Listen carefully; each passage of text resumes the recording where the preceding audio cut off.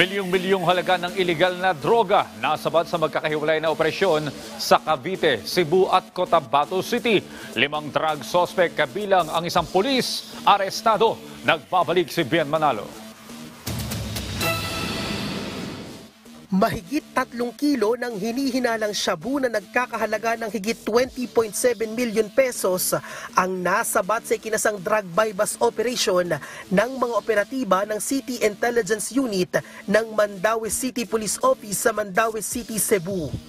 Naaresto sa operasyon si alias Chu na umano'y tulak ng droga. Nakumpiska rin kay alias Chu ang buy-bust money at mga drug paraphernalia.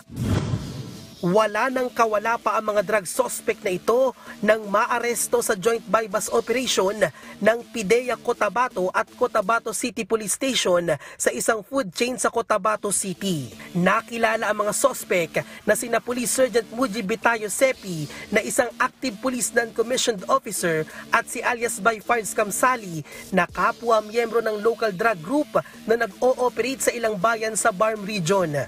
Nasa kote sa mga sospek ang humigit kumulang 600 gramo ng umano'y shabu na may estimated value na mahigit 4 na milyong piso, mga cellphone, baril at motor.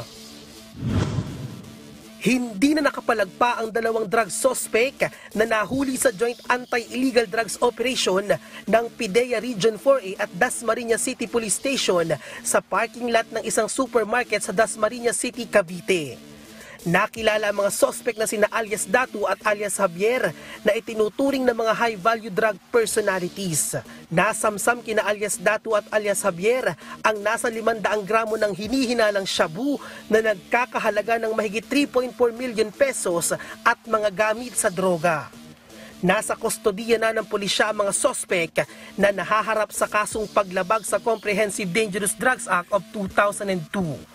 Bien Manalo para sa Morning Show ng Bayan, Rise and Shine, Pilipinas.